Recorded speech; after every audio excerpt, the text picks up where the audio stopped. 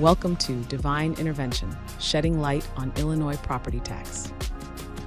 Hello, and welcome to Devine Intervention, shedding light on Illinois property tax. I'm your host, Nora Devine. I have been a property tax attorney in private practice since 2005. I've developed a statewide practice serving all jurisdictions in Illinois, and I represent all classes of property. Today, we're talking about the federal prosecutions of individuals in the property tax space. We have brought on an expert, John Mitchell, who has been watching these cases very closely in Illinois in recent years. John, welcome to the show. I'm thrilled to hear your thoughts on these issues. Thanks very much for having me. I'm really glad to be here. Sure. So getting right into it, can you share with us a little bit about your background in white collar criminal law and how have you come to know so much about public corruption prosecutions? Yeah, so I've been practicing since 2004 myself. And after 13 years at the federal government, I was at the U.S. Securities and Exchange Commission in their Division of Enforcement for about 5 years. And then after that, I was at the U.S. Attorney's Office here in Chicago for about 8. About 2 years ago, I made the move to private practice, and I'm currently at a law firm called Wilkie Farr Gallagher, and it's a law firm that's based in New York City, but had opened an office in Chicago in 2020, and now we're up to over 100 attorneys here in Chicago. And my practice has been helping folks navigate government investigations and representing them in trials, criminal trials and civil trials, but primarily criminal matters. I worked on a lot of different matters at the U.S. Attorney's Office, and certainly followed public corruption closely there.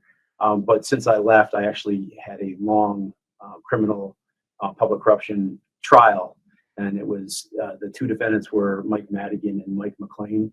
A partner of mine, Patrick Cotter, and I represented Mike McLean, and it was a 4-month trial. And at the conclusion of it, there was a hung jury on all counts for Mike McLean. Obviously, I think many of your listeners will know that Mike Madigan was convicted in that case, and recently the government dismissed the indictment against Mike McLean. So, really great result for Mike McLean in that case. And based on that case in particular, I've been following public corruption matters and changes in the law and the like pretty closely. So what specific statutes do the federal prosecutors typically use when they're pursuing any kind of corruption matter with regard to the property tax space or similar? The bread and butter for the federal government in terms of going after public corruption, and in particular bribery offenses, is 18 United States Code Section 666. And the statute's been around a long time. The Supreme Court has weighed in on the contours of and the boundaries of a 666 prosecution on numerous occasions, most recently within the last couple of years in a case called United States versus Snyder. And is that the one where there was a mayor who had, approved some kind of a zoning change for a constituent, and then long after the fact had gone to that same constituent and had said, "Hey, why don't you give me a pile of money?" And then they did, and then they were, then there was corruption prosecution over that fact pattern. Yeah, that's exactly right. With the one nuance, it's the mayor of I think it's Portage, Indiana. He had approved a contract for the purchase of some garbage trucks, and I think maybe a garbage removal contract. And subsequently, after the fact, went to the company that had received that contract and asked them for a donation. Gotcha. So it was like more of a contract related to government services and not like a zoning change or something like that. That's what I kind of thought it was. I had never read the case. Yeah, exactly. But the statute itself has been applied to both sets of facts over the years, for sure. And really the two big ticket changes that came about by way of the Supreme Court's decision in Snyder are one, it drew a distinction between bribery and gratuity, and it specifically said that gratuities are not covered by 18 United States Code Section 666.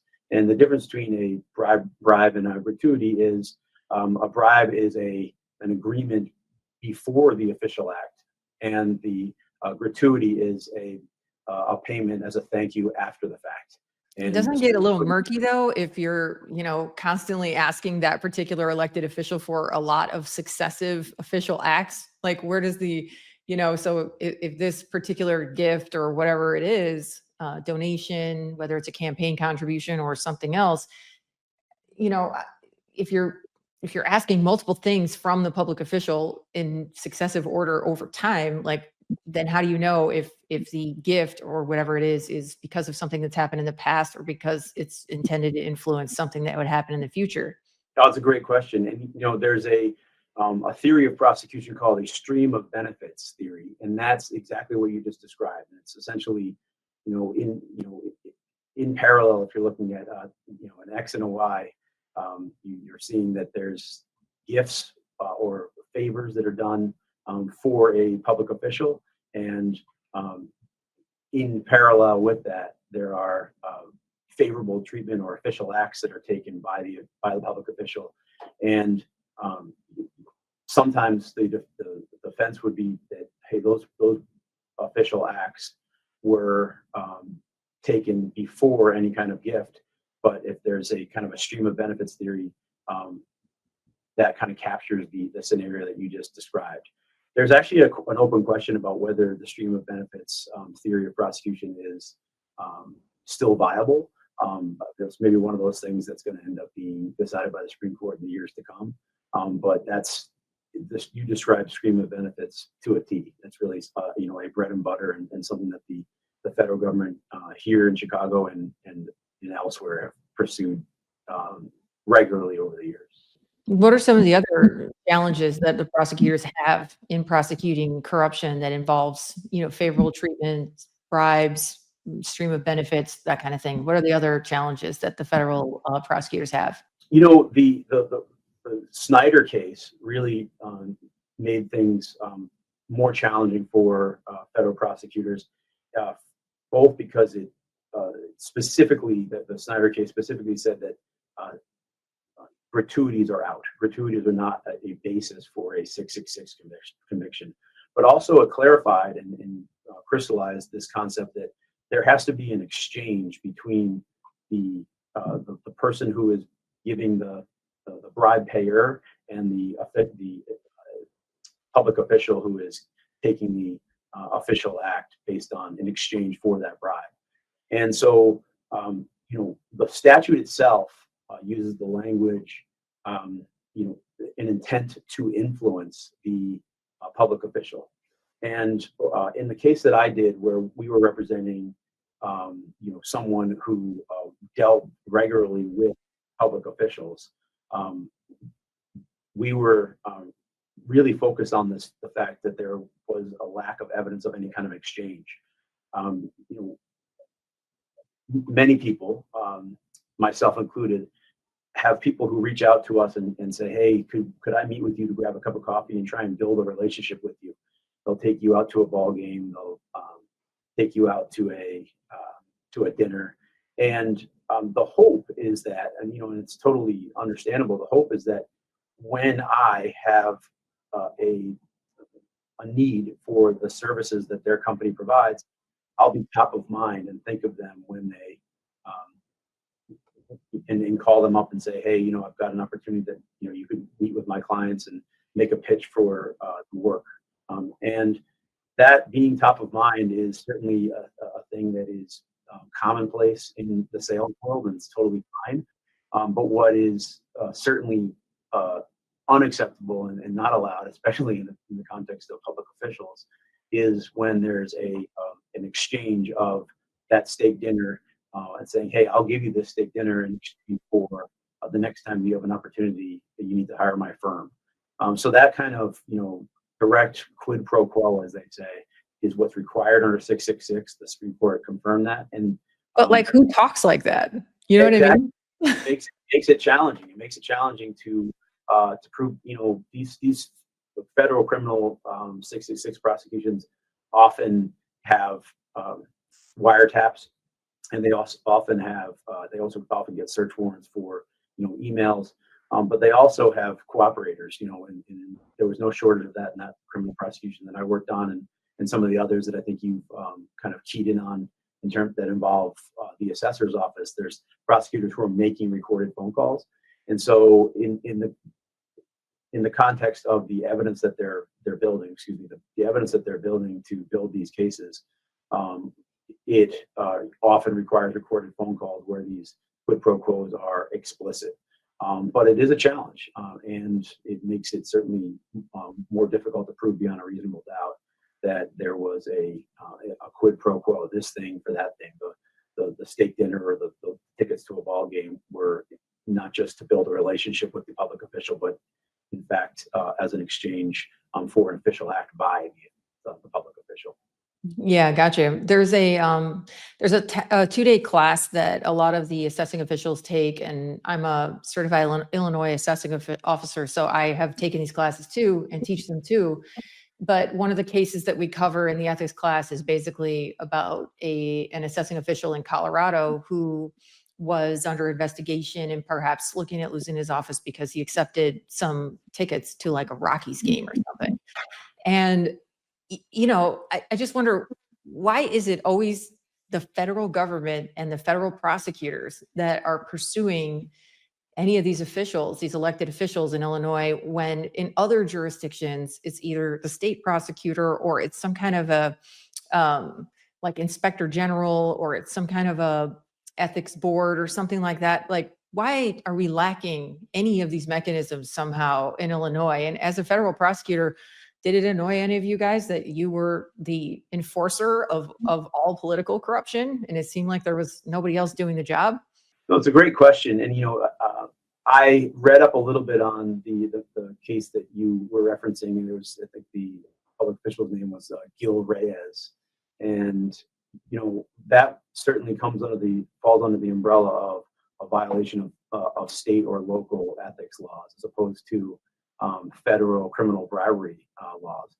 Now, in Illinois, there is something called the Gift Ban Act, for example, that applies to state officials, and it says that that it limits the ability of public officials to accept gifts in the same way that you just described. But in terms of an enforcement mechanism, you're right. It doesn't.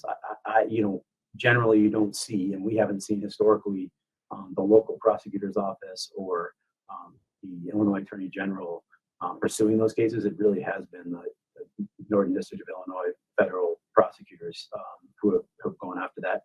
And they've had to use 666, which is certainly prohibits bribery, but it doesn't necessarily capture gifts like the arrangement that we were just talking about. Right. In Cook County, we have a gift ban ordinance. It says that you can't accept entertainment or food and beverage in excess of $75 a day.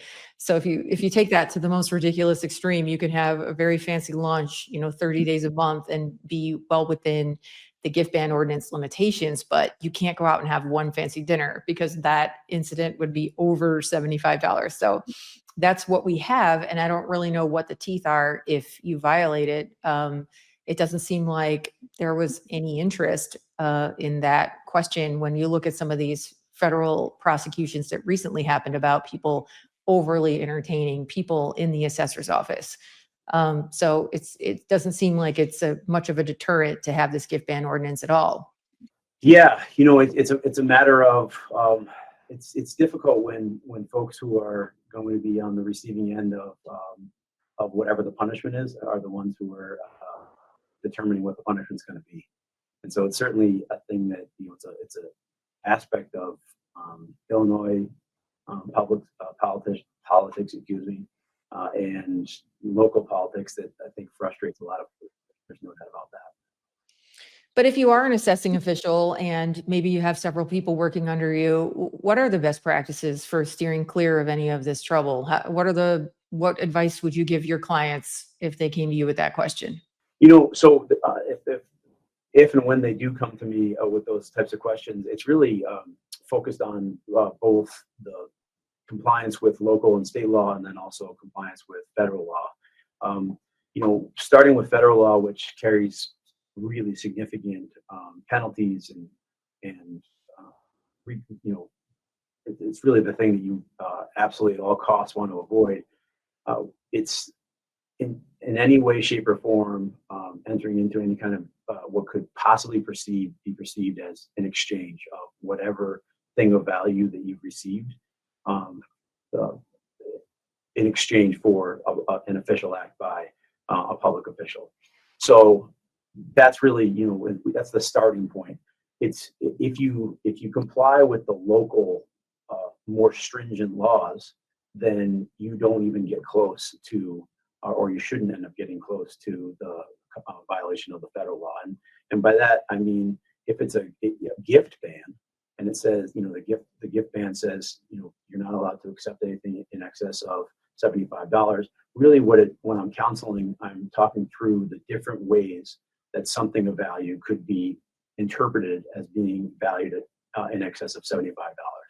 And so in that Madigan-McLean case, which is not exactly apples to apples kind of to what we're talking about in terms of matters that the assessor would deal with, but I think there's some really instructive points there. That involved giving jobs to Madigan related folks. So Madigan would make recommendations to Mike McLean. Mike McLean, who was a lobbyist for ComEd, would then talk internally to his colleagues at ComEd and push hard for the ComEd to hire those folks as either contractors or employees. And sometimes they did, sometimes they didn't. And the thing of value was either the job, or in the case of a few people, it was folks who actually didn't end up working. And so even a job recommendation can, under the right circumstances, be viewed as a thing of value that's being given to the elected official and valued at more than $75. So federal prosecutors are creative about how they view things of value. Local inspector generals, I'm sure, are creative about these things. And so my advice to clients who want to steer clear of any kind of problems is to really think through any kind of favors that they're doing or receiving to make sure that no one looking at it in a particular light would view that as a thing of value in excess of $75. Yeah, there's a colleague of mine on the government side who's a mentor of mine, and he always teaches everybody that'll listen, don't even accept a glass of water from somebody who has business before your office. It's just not worth it, because we're not just trying to avoid impropriety itself. We're trying to avoid the mere appearance of impropriety. And so I think that's important to keep in mind. So how do people get in touch with you if they find themselves in the middle of an investigation, or, how would they reach you? Absolutely. My phone number is 312-728-9138. And as I said, I'm at the law firm Wilkie Farr Gallagher. You can look me up and send me an email. I do help folks navigate federal investigations and also any kind of state or local investigation, or just counsel folks on how to stay in compliance with those laws so they can avoid the headaches of an investigation itself.